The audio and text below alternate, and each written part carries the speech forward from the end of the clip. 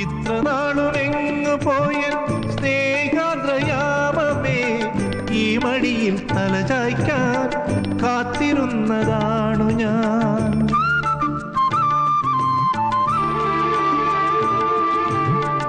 ഇത്ര നാളുമെങ്ങു പോയ സ്നേഹാദ്രയാമമേ, ഈ മടിയിൽ തലചായ്ക്കാൻ കാത്തിരുന്നതാണു ഞാൻ.